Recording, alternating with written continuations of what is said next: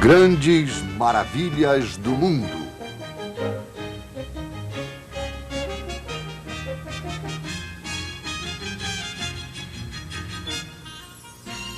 Maravilhas da natureza.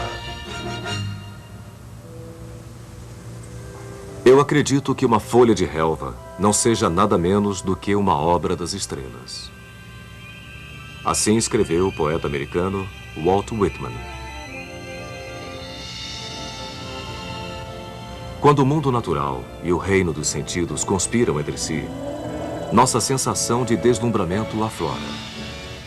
Esta esfera maravilhosa, esta terra, esta maravilha das maravilhas guarda em seu regaço lugares especiais, localidades no planeta onde a natureza revela sua verdadeira majestade.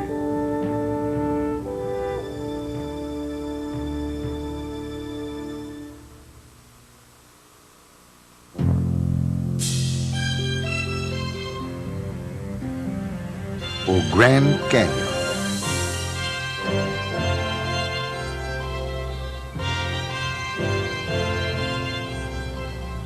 A história da Terra e a história da vida são reveladas como em nenhum outro lugar dentro do Grand Canyon.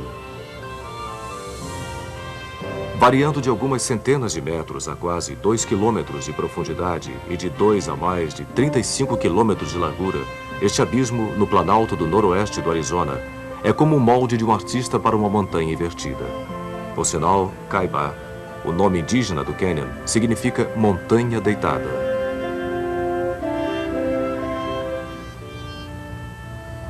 O Grand Canyon é, na verdade, uma rede de vários canyons interconectados, cobrindo mais de 3.000 quilômetros quadrados. Grande parte é localizada em locais remotos, o que faz com que o Canyon contenha territórios ainda inexplorados. Uma caminhada por uma trilha do Canyon pode começar com neve de inverno no topo, passar por flores da primavera pelo caminho e terminar no calor escaldante do deserto no fundo do Canyon. Mas uma caminhada pelo Canyon é muito mais do que uma jornada rápida pelas estações do ano. Ela pode abrir a mente das pessoas para a dimensão do tempo nas transformações de nosso planeta e para a história da vida durante centenas de milhões de anos. Em 1963, o escritor Colin Fletcher tornou-se a primeira pessoa a percorrer toda a extensão do Grand Canyon, cerca de 443 quilômetros ao longo das margens do rio Colorado. Mas esta distância é pequena perto da distância que ele iria percorrer em direção ao passado.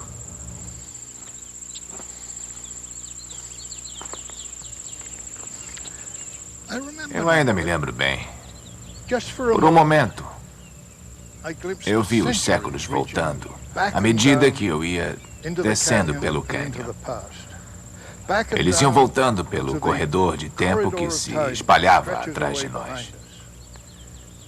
E eu percebi que se eu descesse até o fundo do cânion, até o fundo daquele silêncio, daquele espaço e daquela solidão, eu poderia, de uma certa maneira, também voltar atrás na face aparentemente impenetrável do tempo. Estas rochas no fundo do Canyon têm cerca de 2 bilhões de anos. O tempo depositou outras camadas sobre esta base. Milhares de vezes, durante os últimos 200 milhões de anos, a vida surgiu de oceanos primitivos, plantas floriram, semearam e cobriram o solo. E a Terra se transformou em um planeta verde.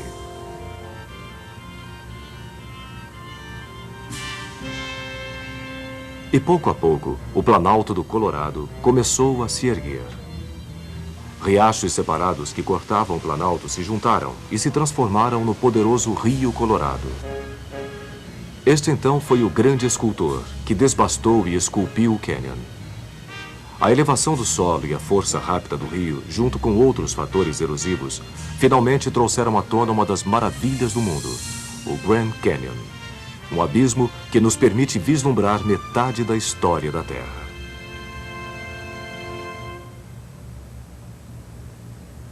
Este santuário é fruto da força do rio. E esta caverna também. Dezenas de milhares de pessoas poderiam ficar no interior dela e ainda assim se sentiriam insignificantes perante sua imensidão.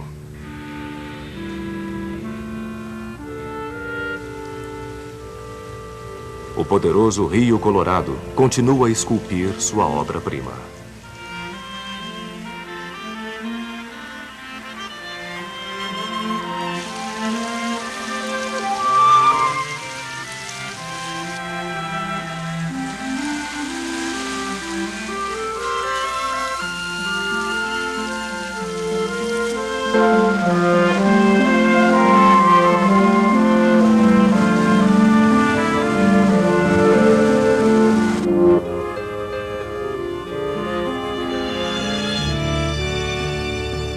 O Rio Colorado, que criou o Grand Canyon, era bem diferente do rio que hoje corre pelo Canyon. Era um rio de águas barrentas, quando o padre Francisco Garcês, um jesuíta, o batizou de Colorado em 1776. Hoje em dia, o rio não é mais colorado ou avermelhado. Suas águas são claras. A lama, pedras e entulho que ele carregava das montanhas rochosas até o México no início de sua existência, agora ficam armazenadas no Lago Powell. Este reservatório artificial foi formado pela represa Glen Canyon, que domou a força do Colorado. Quando o Major John Wesley Powell fez sua viagem histórica de barco pelo Canyon em 1869, o fluxo do rio era de cerca de 1.100 metros cúbicos de água por segundo. Desde 1964, quando a represa começou a transformar a força do rio em energia hidrelétrica, o volume de água diminuiu para 1/10 do original, mudando para sempre o meio ambiente do Colorado. Os seres humanos têm vivido nesta região há milhares de anos. Hoje em dia, o Canyon serve de moradia para os índios Hualapai e Havasupai. Há 1000 anos, o Canyon abrigava os Anasazi. Seus descendentes hoje em dia são os índios Hopi, e o Canyon permanece como seu lugar sagrado e espiritual. Em 1540, o explorador espanhol Coronado procurava as fabulosas cidades douradas de Cibola. Ouvindo falar de um rio enorme, ele enviou um grupo de homens para procurá-lo sob o comando do capitão Garcia López de Cardenas. Guias Hopi levaram os espanhóis até o topo da parte sul do Canyon, mas não contaram seu maior segredo: como chegar até o rio lá embaixo. Sem água, o capitão teve que abandonar a expedição. Um dos lugares sagrados que os índios Hopi não queriam que os europeus encontrassem era Sipapo, o lugar onde, segundo sua lenda da criação, os primeiros seres humanos emergiram na superfície da Terra. Ainda hoje, os índios Hopi fazem uma peregrinação anual até o Grand Canyon.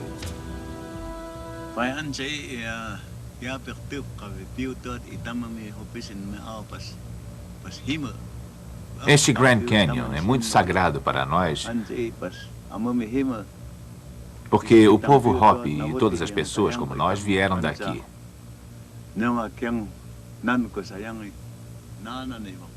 Porque nós temos Sipapo aqui. É aqui que nós viemos rezar. Nós juntamos sal, tintas para pinturas, ervas e plantas para usar em nossas cerimônias.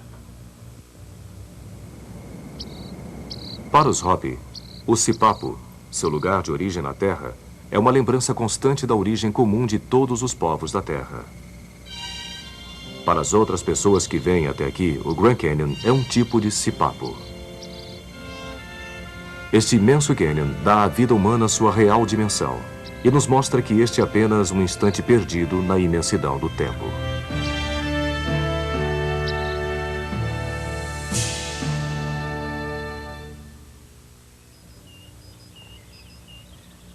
O Serengeti.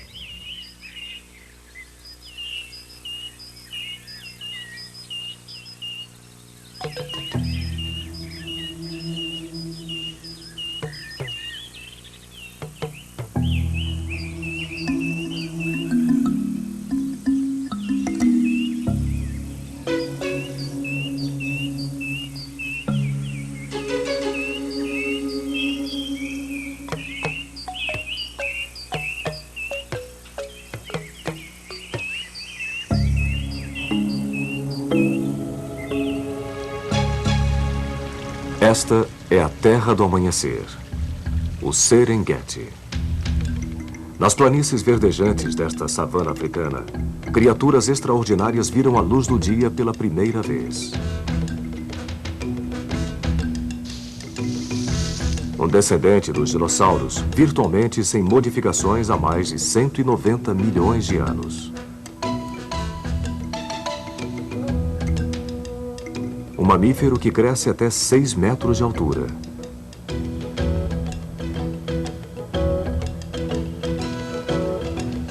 Um sociável pássaro aquático. E um recém-chegado ao mundo animal. O homem. Um membro da família dos primatas que anda ereto e usa ferramentas. Foi nesta savana que a vida humana evoluiu e se desenvolveu. O homem provavelmente esteve aqui desde que os ancestrais da raça humana deixaram as florestas da África Central. O que os fez chegar até aqui ainda atrai pessoas hoje em dia, milhões de anos depois. Uma abundância de vida animal.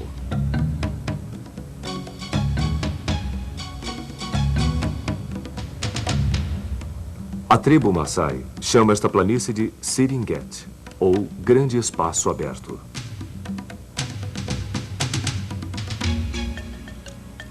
Uma das razões pelas quais muitas criaturas sobreviveram aqui através dos tempos é que estes trópicos não sofreram as extremas mudanças de temperatura da era glacial.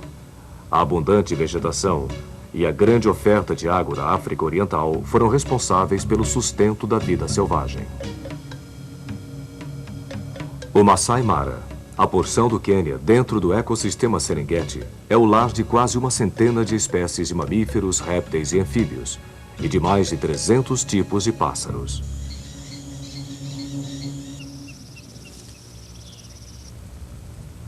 Muitas pessoas vêm para a África Oriental para ver os 5 grandes elefantes africanos, rinocerontes negros, búfalos africanos, leões e leopardos.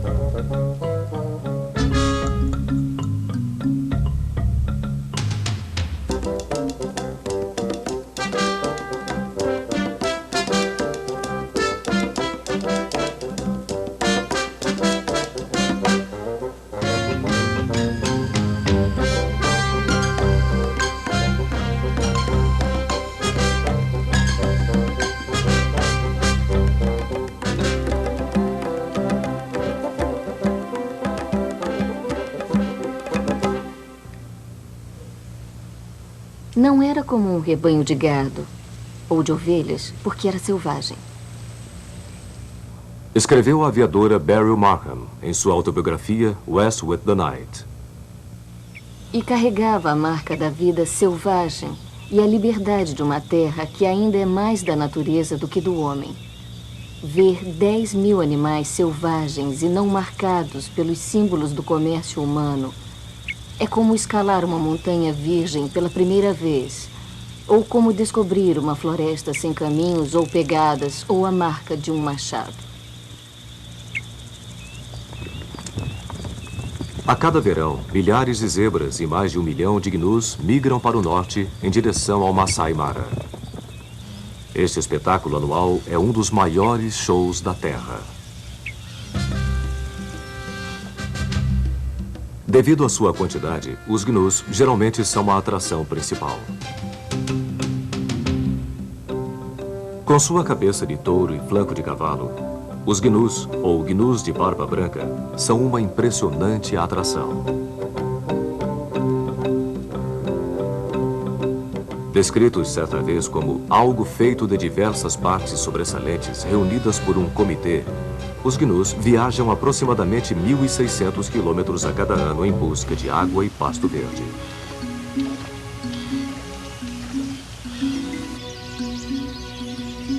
Em janeiro, quando as monções sopram do nordeste, os gnus deixam o Masai Mara, seguindo nuvens de chuva em direção ao sul para a vizinha Tanzânia.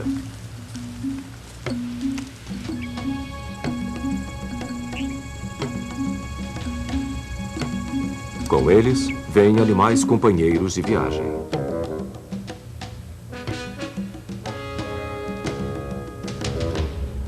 Depois destes companheiros, vêm os predadores. E depois dos predadores, os carniceiros.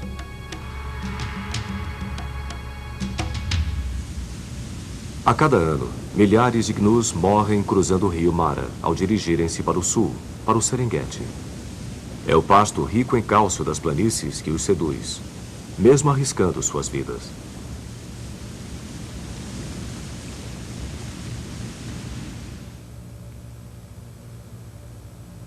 A planície Serengeti estende-se entre o Lago Vitória e as terras altas do Lago das Crateras.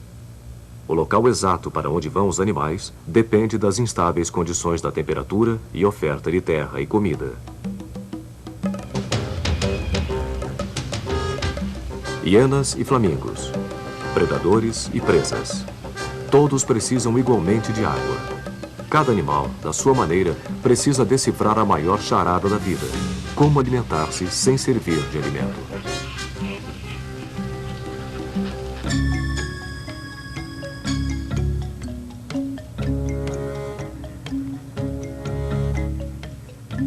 Leopardos são conhecidos como animais que matam pelo prazer de matar e têm a capacidade de adaptarem-se aos mais diversos tipos de habitat. E como homem, eles tendem a ter um companheiro para a vida toda.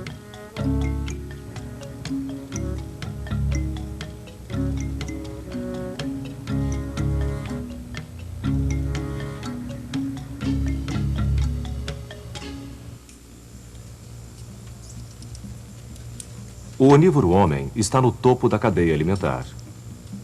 Durante um certo tempo, os Maasai foram nômades, seguindo rebanhos selvagens através do Serengeti. De acordo com a tradição Maasai, Enkai, o criador, deu pasto, animais e leite para usufruto do seu povo. Embora os Maasai considerem que têm o direito de caçar toda a vida selvagem daquela região, eles são conservacionistas por natureza e geralmente caçam apenas búfalos e gazelas.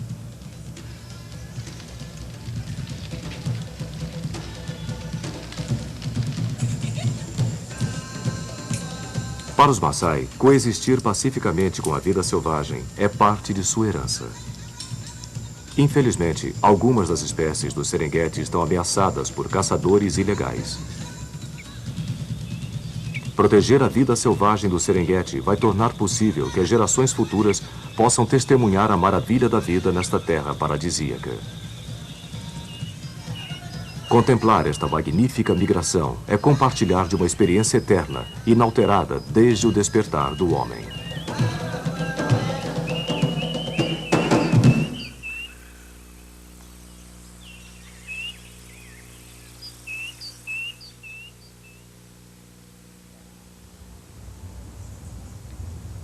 O Saara.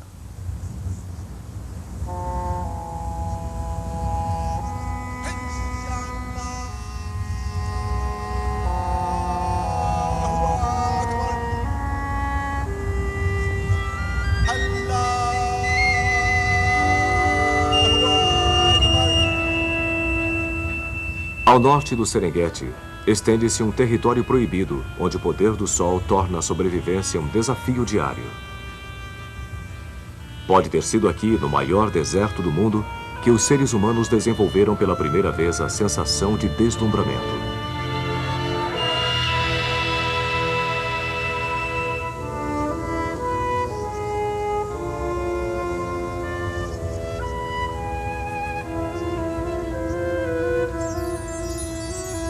Este é o Jardim de Alá. No islamismo, diz-se que Alá, o Senhor, retirou toda a vida animal e humana deste local para que ele pudesse caminhar em paz. Qual é realmente o tamanho deste santuário chamado Saara? O deserto zomba da nossa noção de fronteiras.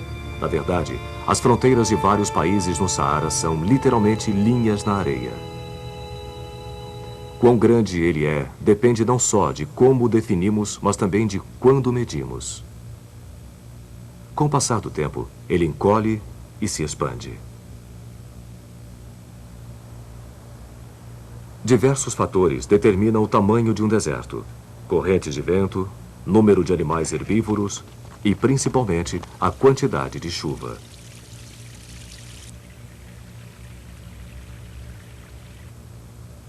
Apenas 1/7 do Saara é areia. As planícies de cascalho, chamadas regs, são bem mais extensas e ainda mais estéreis do que as áreas de areia chamadas ergs.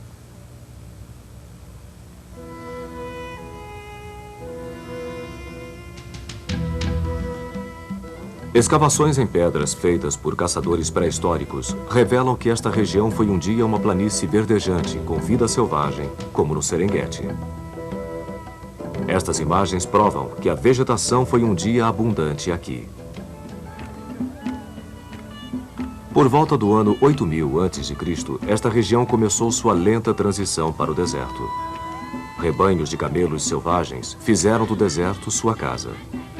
Povos nômades, talvez os ancestrais destes tuaregues, domesticaram o camelo, que é um animal admirável.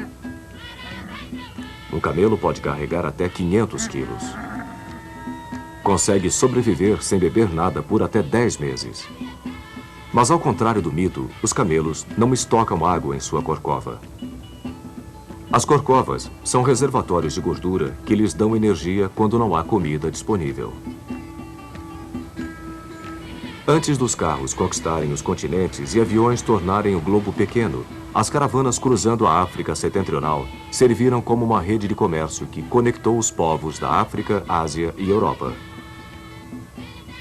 Fundada pelos tuaregues no século XV, Agadez, uma cidade da República do Níger, é um centro comercial. Apesar de todos os confortos da vida urbana, estas pessoas de véu amam o deserto acima de tudo. Viver no deserto com os camelos e as ovelhas é o modo de vida dos tuaregues. Nós só viemos para a cidade quando precisamos de alguma coisa. Agadez já viu muitas caravanas chegarem e partirem. Algumas rumo ao oeste, 1.200 quilômetros para Timbuktu, ou norte, 2.700 quilômetros até a costa mediterrânea. Outras viajam para o leste, cruzando o formidável deserto Teneri, levando cereais para as minas de sal de Bilma. Um dos segredos da sobrevivência no Saara é o sal. Ele pode ser mais precioso do que ouro, pois ajuda o corpo a reter água. No verão, quando o calor pode exceder 65 graus centígrados, é possível perder 4 litros de água por dia. Comer sal e beber água previnem a desidratação abaixo do implacável sol.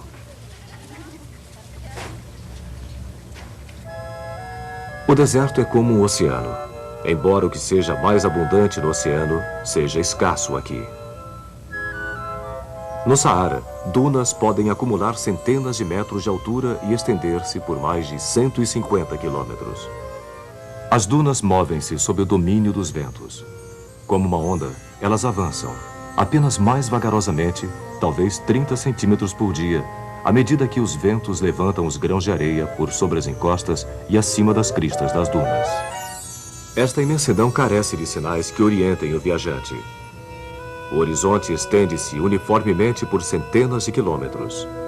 Em um terreno como este, um ponto de referência é raro e valioso. Um erro pode ser fatal.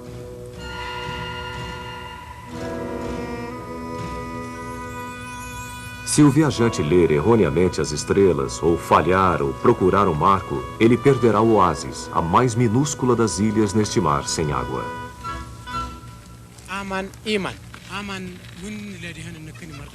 Água é vida. Nada pode viver sem água.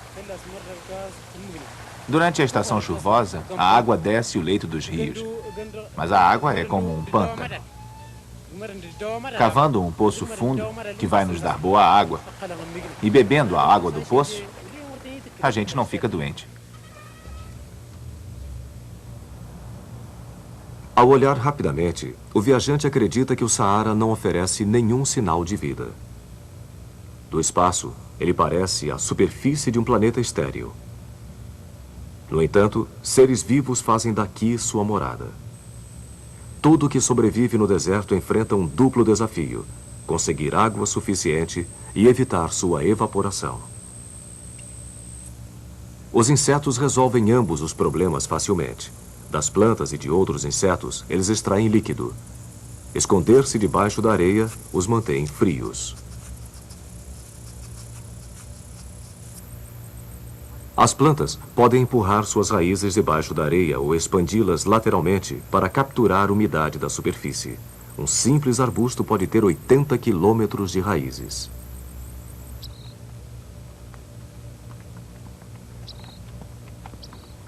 Para os habitantes humanos do deserto, a sobrevivência geralmente depende de fatores além do controle deles. A distância até o poço mais próximo, a força de um camelo, um encontro inesperado com um estranho, tudo pode significar a diferença entre vida e morte. Não é surpresa que uma expressão comum seja Inshallah, se Deus permitir. Foi neste deserto que a mente humana abraçou pela primeira vez a ideia de monoteísmo. O monoteísmo emergiu no Egito no século XIV a.C., quando o faraó Akhenaton renunciou aos deuses antigos. Ele proclamou que o Sol era a única divindade. Aproximadamente um século depois, Moisés recebeu uma revelação de um Deus que não podia ser visto. A profecia de Deus deu a Moisés a coragem para liderar seu povo da escravidão para a liberdade. No deserto do Sinai, os hebreus fizeram sua aliança com o Ser Supremo, abandonando todos os outros deuses. 2000 anos depois, no deserto árabe, Maomé, o fundador do islamismo, também teve uma revelação. Ele proclamou que só havia um único Deus, Alá. Esta crença espalhou-se rapidamente pelo Saara, onde as distâncias impediam apenas aqueles a quem faltava vontade, habilidade e fé para atravessá-lo.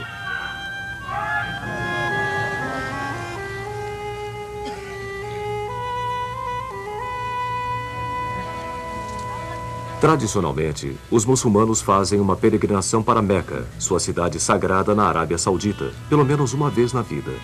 Através dos séculos, milhões têm atravessado o Saara a caminho deste local sagrado. Se Deus o permitir, Inshallah, os viajantes vão alcançar seu destino antes de encontrar o que o destino lhes reservou.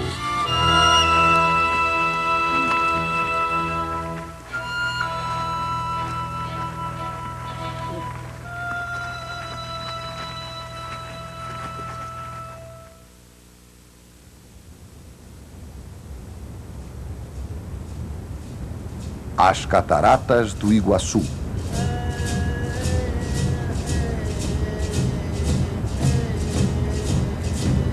De todas as quedas d'água do mundo, Iguaçu deve ser a mais espetacular. Iguaçu, na língua guarani, quer dizer grandes águas ou muita água caindo. Este paraíso marca a fronteira entre Argentina e Brasil.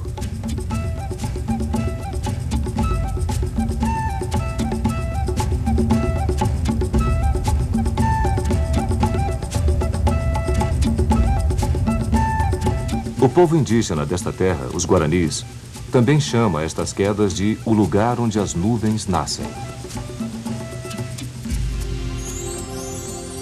Um rico ecossistema rodeia as cataratas do Iguaçu. Da chuva abundante na floresta, do rio que refresca, a água nutre uma imensa variedade de seres vivos. Árvores de várias espécies. trepadeiras em flor, orquídeas, borboletas multicoloridas, tucanos, araras e papagaios de exóticas variedades e cores.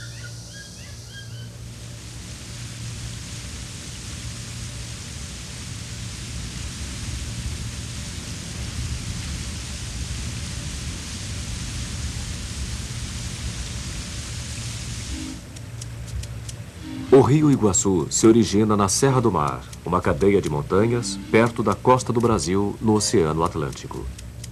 Por mais de 1.300 quilômetros, o rio flui através do sul do Brasil, fazendo fronteira com a Argentina durante os últimos 120 quilômetros de sua jornada. Fazendo seu caminho sobre o Planalto do Paraná, cortado por córregos, o Iguaçu cresce em volume. A terra e as pedras que ele traz do solo da floresta dão ao rio sua cor distinta. Sua queda é a mais dramática na América do Sul. A maior parte do rio Iguaçu deságua em um profundo e estreito cânion, conhecido como a Garganta do Diabo.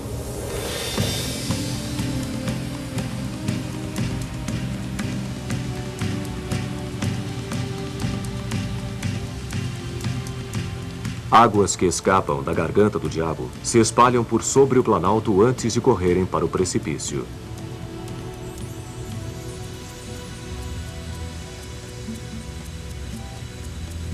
Cada queda tem o poder de hipnotizar aqueles que a veem, à medida que a água despenca em um abismo de pedra e névoa.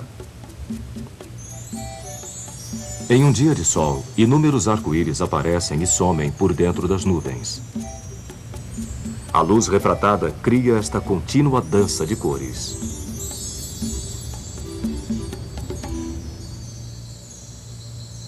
Dentro da floresta tropical, habitam macacos gritadores e capuchinhos. Os capuchinhos derivam seu nome de monges cristãos. Em italiano, cappuccino refere-se ao capuz que os freis franciscanos usam. Ao contrário de seus primos africanos e asiáticos, os macacos do Novo Mundo têm rabos que permitem segurarem-se em árvores.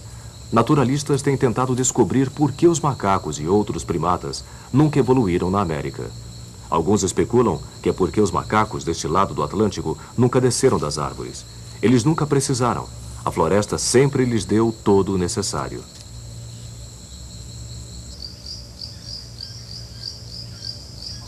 Sobre o topo das árvores voam os tucanos. Pássaros sociáveis, eles empolleiram-se em comunidade. Tanto os pássaros fêmea quanto os machos têm uma bela plumagem.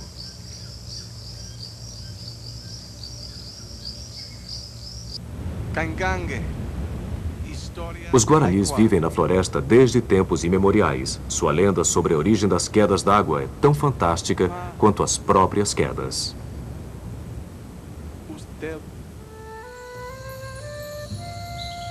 Um dia, há muito tempo, o Deus que vive na floresta viu Naipur, a filha de um curandeiro. O Deus disse a ela: "Você virá comigo ao meu templo e tudo o que eu quiser você fará."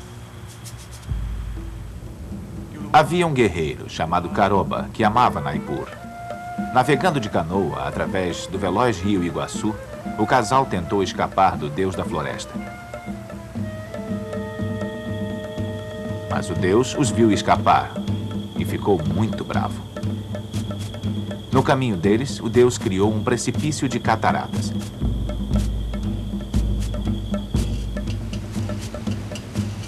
A canoa naufragou na cachoeira.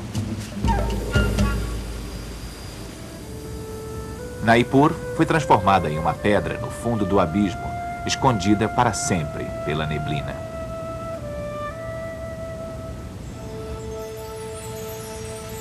Na margem, Caroba foi transformado em uma árvore, condenado a fitar para sempre a face da cascata, esperando vislumbrar, mesmo que rapidamente, a beleza velada de Naipur.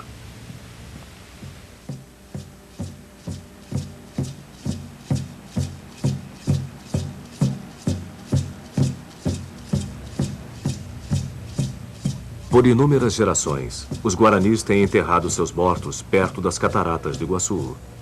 É um local apropriado. Os guaranis acreditam que cada pessoa, por sua vida, abriga a alma de uma borboleta. E esta região atrai legiões de borboletas, aproximadamente 500 espécies diferentes. Um dia, os guaranis que habitavam na costa do Atlântico avistaram algo estranho. Navios com árvores dentro deles ameaçavam no horizonte. Devido ao fato de os guaranis usarem ornamentos parecidos com os do Império Inca, os exploradores espanhóis acreditaram que haviam achado o Eldorado, uma terra mítica de prata e ouro. Álvaro Nunes, cabeça de vaca, foi o primeiro europeu a ver as cataratas do Iguaçu e viver para contar.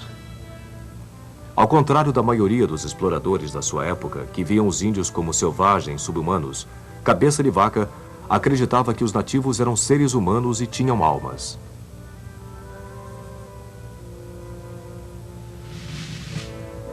Enquanto liderava 276 homens através da floresta, Cabeça de Vaca punia qualquer um que machucasse um nativo.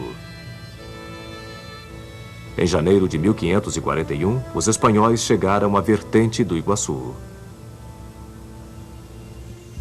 Nós estávamos andando pelo território dos índios guaranis, todos os quais receberam-nos com muito prazer. Eles nos trouxeram milho, galinhas, mel e outras provisões. Guias guaranis contaram ao explorador que uma tribo hostil de nativos poderia atacá-los perto das grandes águas. O explorador dividiu seus homens. A maioria deles foi pelas margens com seus cavalos. 80 homens foram com Cabeça de Vaca em canoas. Eles desembarcaram perto da base da cascata. Aquela água cai com tamanha força que sua espuma sobe a uma altura de mais de 6 metros. Por isso foi necessário tirar as canoas da água e carregá-las por terra até depois da queda de água. Abaixo das cataratas, os espanhóis encontraram guaranis pintados e ornamentados com penas. Eles carregavam arcos e flechas, estavam vestidos para a guerra. Mas a visão de homens a cavalo aterrorizou os guerreiros. Para eles, os espanhóis eram estranhas bestas, metade cavalo e metade homem. Mas Cabeça de Vaca acalmou-os, falando através de intérpretes e oferecendo presentes.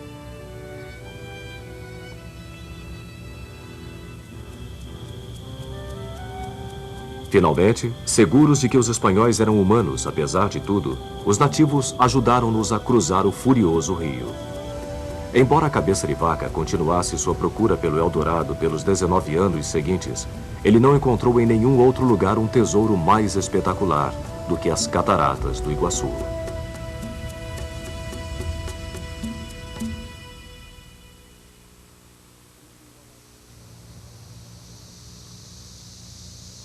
Rio Amazonas.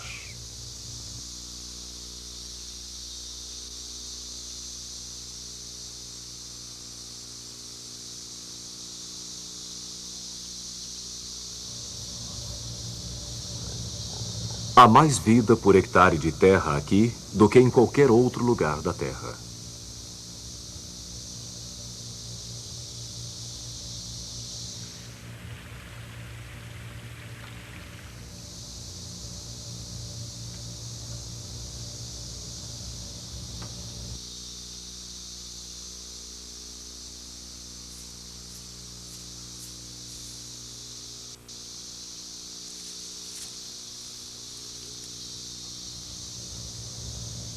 Aqui, onde centenas de tipos de árvores miram o céu, a floresta amazônica inteira é de uma certa forma uma vasta e entrelaçada árvore da vida.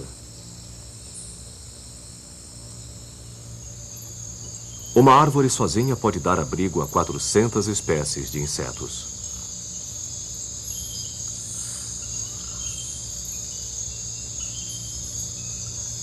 Nos galhos entrelaçados no alto do dossel da floresta, movem-se macacos, morcegos, cobras e pássaros. De todas as formas de vida conhecidas no planeta, aproximadamente metade é encontrada na bacia do Amazonas. Cobrindo mais de 5 milhões de quilômetros quadrados em 9 países, a maior floresta tropical do mundo também abriga muitas das espécies ainda não descobertas da Terra.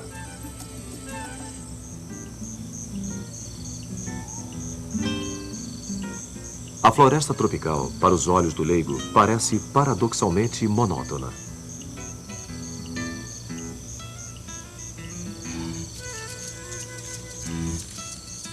Apenas cientistas e habitantes desta floresta sabem onde achar muitas das 4.300 espécies de pássaros, 125 tipos de mamíferos, 100 espécies de répteis e 30 milhões de espécies de insetos que vivem dentro, abaixo e acima deste emaranhado de vegetação.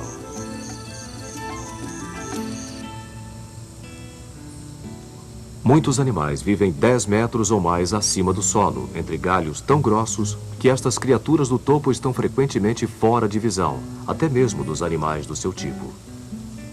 Esta preguiça de 3 dedos cresce comendo folhas de árvores.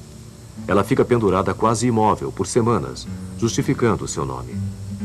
No chão, a preguiça não pode nem caminhar nem ficar em pé, mas ela pode nadar.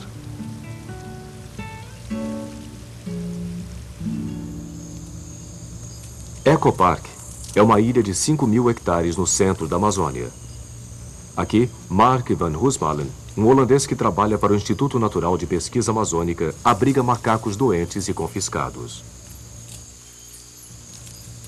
Nós temos, no momento, 20 espécies de macacos da Amazônia. Nós temos macacos muito raros, que quase nunca são vistos, como os macacos brancos. Eles são da parte inundada da floresta. O propósito desta floresta de macacos é tanto científico quanto conservacionista. Eu gostaria de trazer espécies em extinção para este habitat natural, onde eles podem acumular o conhecimento da floresta a fim de sobreviver.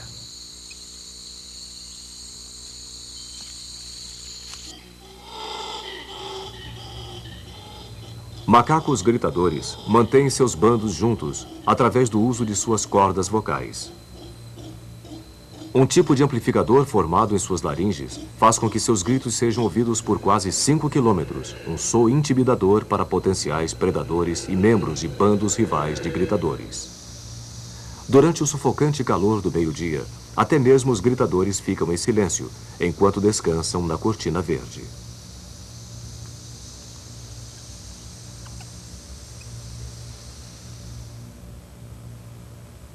Há 125 milhões de anos, o rio Amazonas e o rio Níger da África eram provavelmente um só rio, fluindo para o oeste para o Atlântico, através da Gondwana. Então aquela gigantesca massa de terra, que continha os atuais continentes da África, Eurásia, Austrália, Antártida e Américas, começou a se despedaçar. À medida que movia-se para o oeste, a América do Sul bateu contra uma placa tectônica que esconde-se no fundo do Pacífico Sul. Esta colisão com a placa de Nazca forçou os Andes a elevarem-se. Agora, bloqueado por uma barreira impenetrável, incapaz de correr às poucas centenas de quilômetros a oeste em direção ao Oceano Pacífico, o rio espalhou-se para o leste, formando um mar interno. Eventualmente, ele abriu caminho até o Atlântico, resultando no rio Amazonas, que com mais de 6.000 quilômetros de extensão, é o maior rio do mundo. Há mais tipos de pássaros na bacia amazônica do que em qualquer outro lugar no globo. Muitos alimentam-se dos insetos que proliferam neste clima. Os trópicos não têm o melhor inseticida da natureza, clima frio. As plantas protegem-se de infestação produzindo potentes produtos químicos, alguns dos quais com propriedades medicinais.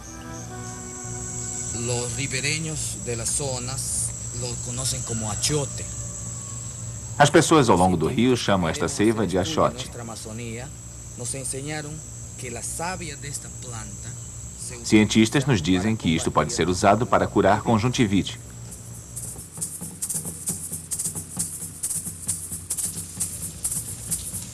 Povos indígenas usam plantas para curas e para propósitos menos medicinais.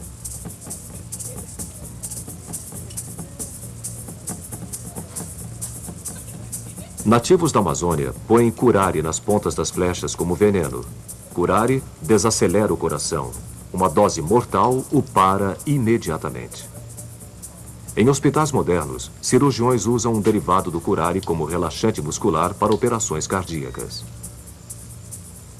Em um esforço para criar cópias sintéticas, cientistas coletam plantas que povos indígenas usam. Cada propriedade destas plantas é cuidadosamente analisada na esperança de descobrir o segredo de sintetizar suas químicas capazes de curar. Um dos paradoxos da bacia amazônica é que o solo que suporta esta profusão de vida, 100 toneladas de biomassa por hectare, é árido, virtualmente um deserto. A maioria dos nutrientes deste ecossistema é encontrada no alto, 10 metros acima do chão da floresta. Organismos lá em cima dos galhos decompõem-se rapidamente no calor úmido, provendo nutrição para novas vidas. Esta floresta é um organismo gigante que recicla nutrientes e umidade a uma velocidade muito rápida. À medida que a luz do sol aquece as árvores, vastas quantidades de vapor elevam-se da cobertura da floresta. As nuvens reúnem-se e chuvas torrenciais, às vezes 2.500 mililitros por ano, reabastecem o fluxo de água. 1/5 de toda a água doce da Terra flui pela bacia amazônica. Um único afluente, o Rio Negro, carrega mais água do que todos os rios da Europa juntos. As florestas ao redor do Rio Negro são constantemente inundadas. À medida que as águas retrocedem, matéria orgânica flui para o rio, dando ao Rio Negro sua cor escura. A confluência do Negro com o Amazonas, perto de Manaus, é o local de água doce mais rico para a pescaria do mundo. E dá vazão a uma diversidade de peixes muito maior do que em quaisquer outras águas na Terra.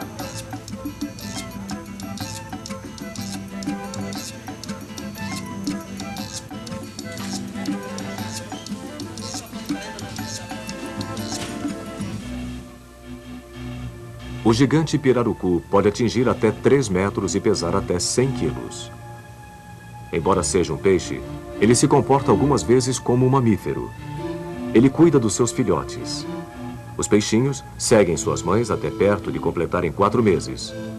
Possuindo tanto pulmão quanto guelras, o pirarucu sobe até a superfície para respirar, tornando-se um alvo fácil para os arpões dos pescadores. Muitos pescadores já perderam um dedo dos pés ou das mãos pescando as carnívoras piranhas. Mas o alimento principal da piranha são outros peixes. Frequentemente, uma piranha morde outra piranha. Esta é uma maneira destes grandes cardumes manterem sua oferta de comida abundante. Uma das razões para a impressionante diversidade de formas de vida na Amazônia é que até recentemente não havia nenhuma espécie dominante. Havia comida suficiente para todos e de tantos tipos diferentes que uma multitude de criaturas conseguiu estabelecer um nicho único. Apenas em décadas recentes, os esforços humanos alteraram este meio ambiente em uma escala maior.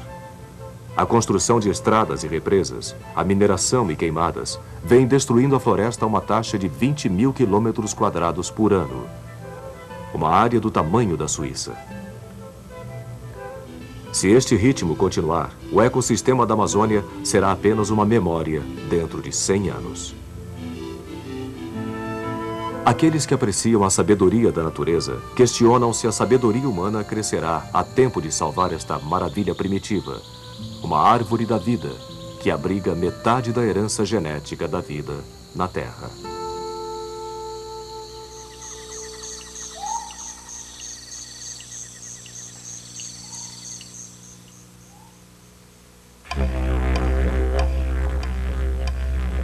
Ayers Rock.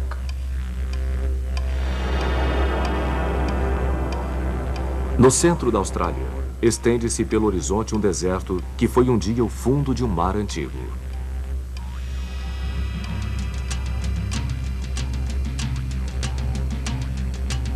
Então, subitamente, uma ilha de pedra aparece.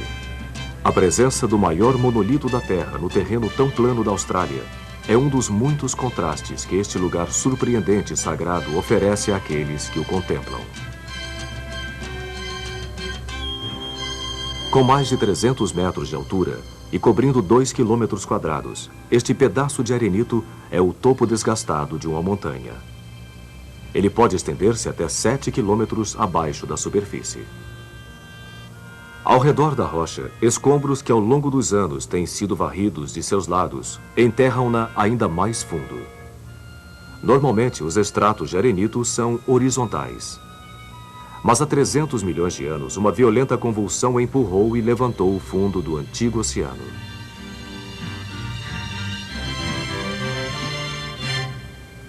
Desde então, a erosão tem feito ranhuras entre as camadas verticais. À primeira vista, Ayers Rock parece vazia de vida.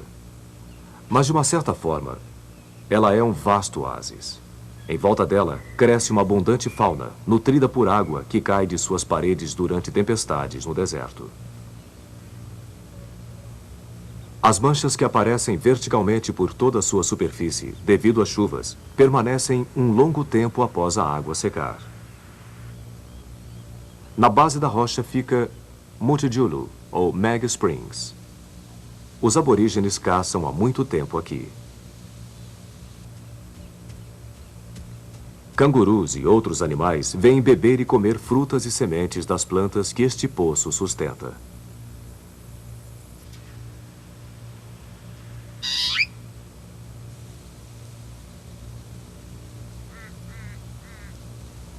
Esta montanha-ilha tem dois nomes, Ayers Rock e Uluru. Estes nomes sugerem duas visões diferentes de mundo.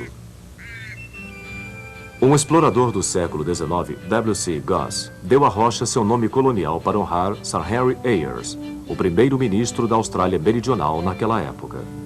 Embora Ayers nunca tenha sido dono da rocha, o nome Ayers Rock traz à mente o difundido conceito europeu de que pode-se possuir pedaços da terra, de que parte do mundo natural poderia pertencer a qualquer ser humano.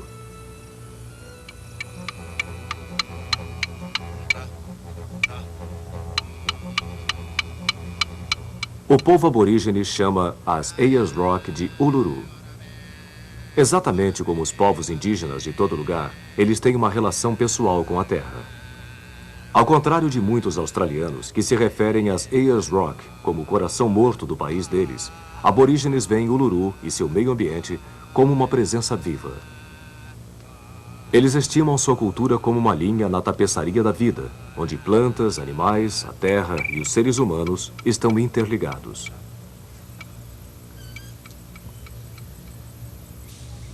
O deserto abriga muitas formas de vida, incluindo o espinheiro do diabo,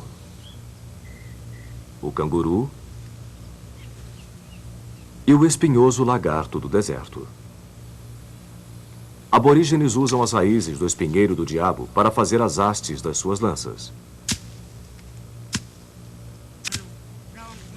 Outra planta, o arbusto espinhoso, é a fonte de betume colante que este homem está fazendo. O betume pode colar uma ponta de lança à sua haste ou uma aba a uma xícara. Povos aborígenes trabalham com a equipe do Parque Nacional Australiano para que não aborígenes possam aprender e respeitar as tradições indígenas da sua terra. Isso aqui é Kitty, a cola que é usada para grudar a pedra na ponta da ferramenta para que você possa usar a pedra para cortar a carne. Kitty.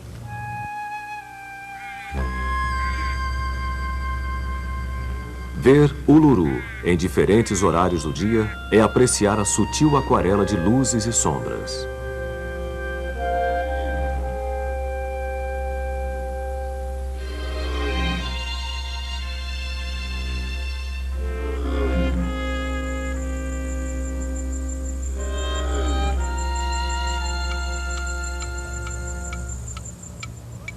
À medida que as horas passam, um espectro de cores é revelado debaixo deste céu do sul. Assim como outras paisagens no seu mundo, Uluru lembra aos aborígenes o tempo dos sonhos, uma tradição oral que é a base de sua herança e cultura. Por dezenas de milhares de anos, aborígenes de áreas próximas têm vindo a Uluru. Aqui, eles conduzem cerimônias que trazem à vida o nascimento do seu mundo, quando seres ancestrais criaram as características desta paisagem. Os lugares onde os aborígenes fazem estas cerimônias sagradas são fechados a visitantes não aborígenes. Mas alguns lugares antigamente usados para cerimônias indígenas estão abertos para visitação. Rochas pulverizadas misturadas com água e outros materiais naturais criam estas cores. Para os aborígenes, estes desenhos nas cavernas estão repletos de significados e carregados de poder. Como a arte pré-histórica de caverna em Lascaux, França, esta linguagem de imagens pode ter se originado há dezenas de milhares de anos. Mesmo assim, a cultura aborígene, ao contrário de outros antigos artistas europeus, continua vivendo. É o modo de vida contínuo mais antigo do mundo.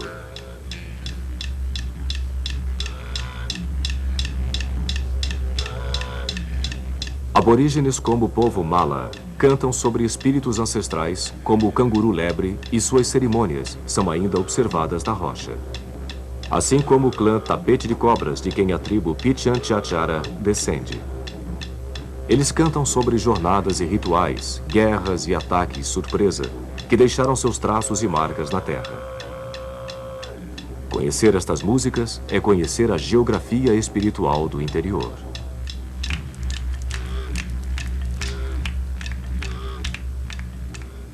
Não importando como é vista a origem do monolito, seja nos eventos do Tempo dos Sonhos dos aborígenes ou no impulso geológico de arenito durante a Era Cambriana, Uluru permanece hoje como uma encruzilhada entre antigos e novos estilos de vida. A posse dessa região foi retornada às mãos aborígenes em 1985, quando o governo australiano recebeu então um contrato de arrendamento de 99 anos.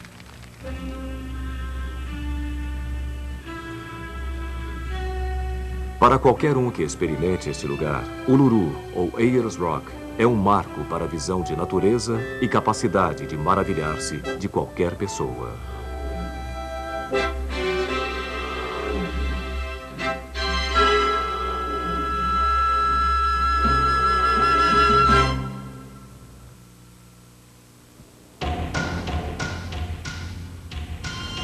Os Himalaias.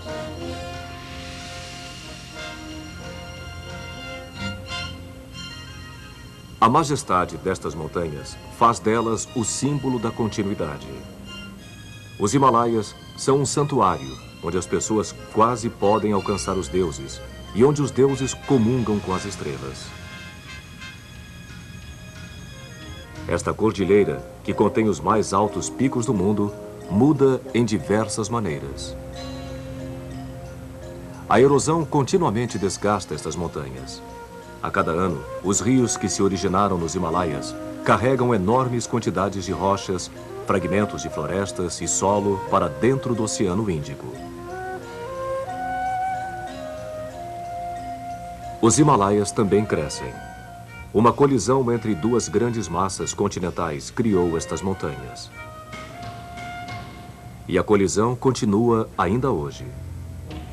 À medida que a placa indo-australiana, que se move para o norte, choca-se com a placa da Eurásia, os Himalaias aumentam quase 1 centímetro a cada ano.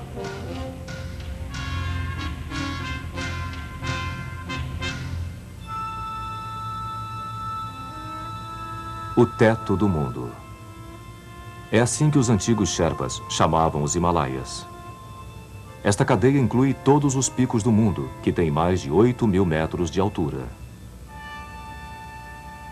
O Monte Everest, que tem 8.800 metros de altura acima do nível do mar, alcança as fortes correntes de ar do topo da atmosfera, o que frequentemente espalha neve para fora do pico.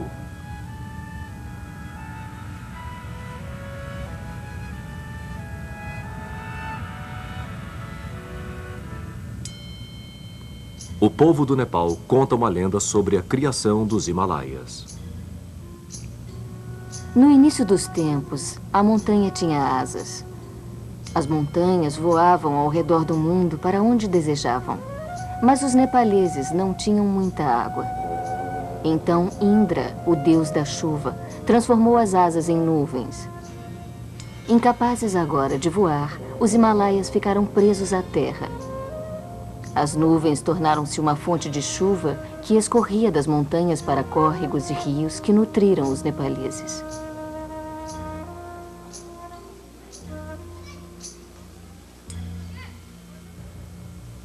Muitos que vivem nos Himalaias acreditam que estas montanhas são a residência de seres sagrados. Elas são o lugar onde mortais e imortais podem meditar e buscar conselhos sábios. Para alguns, as próprias montanhas eram divindades. O nome tibetano para Monte Everest, Chomolungma, significa deusa mãe do mundo. Os nepaleses as chamam de Sagarmatha, significando aquele cuja cabeça toca os céus. Na região do Himalaia, floresceram várias das grandes religiões do mundo, incluindo o hinduísmo e o budismo.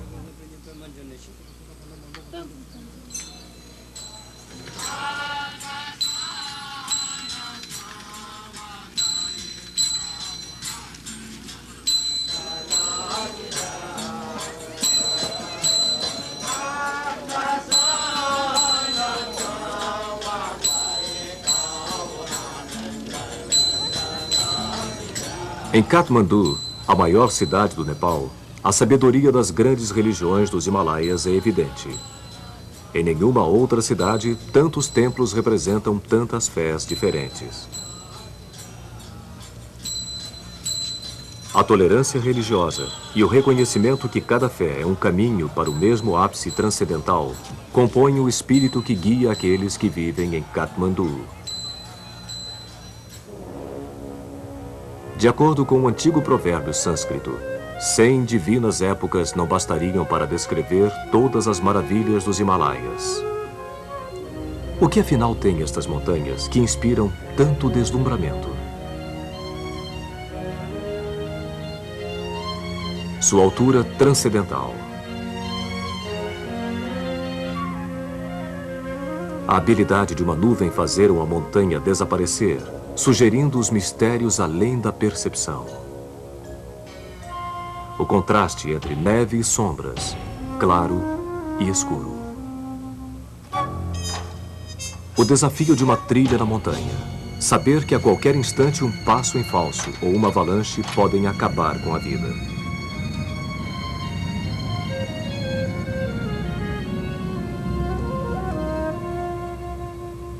Por último, talvez seja o impressionante tamanho dos Himalaias que põe toda a vida dentro de perspectiva. De acordo com um ditado hindu, assim como o orvalho seca com o sol da manhã, também as preocupações do homem somem ao ver os Himalaias.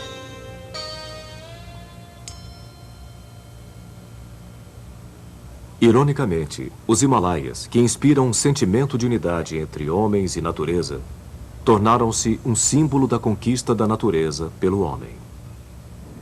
A montanha mais alta do mundo foi medida por pesquisadores britânicos em 1852. Eles a denominaram em homenagem a um pesquisador-chefe, Sir George Everest. Dali em diante, subir até o topo quase 9.000 metros de altura tornou-se o sonho de montanhistas de todas as partes.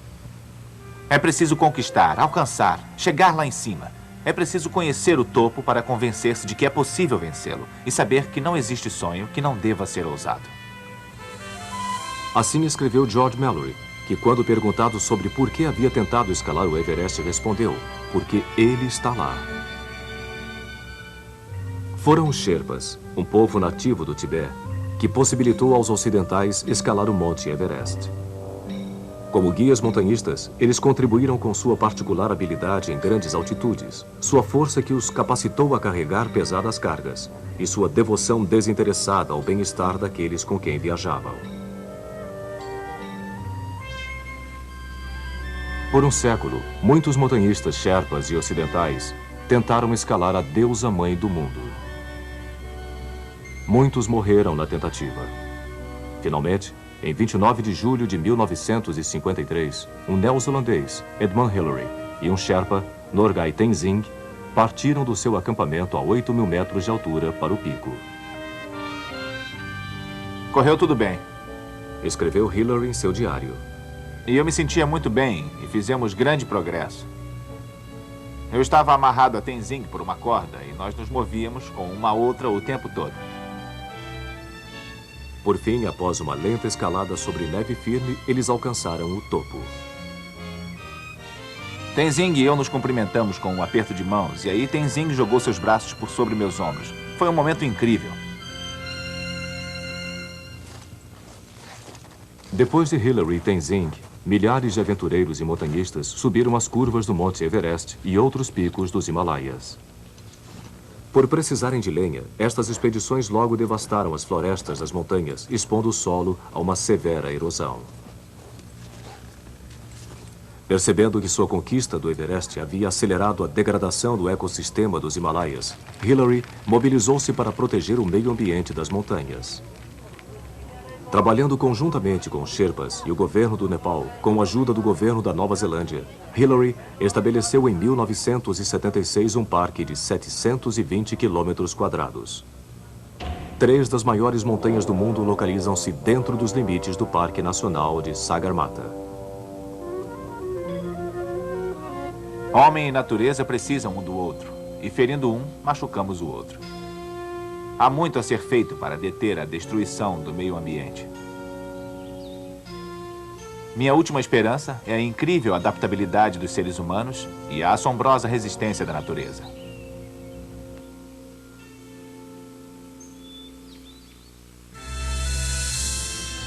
Alguns esplêndidos, outros austeros, mas todos magníficos tesouros.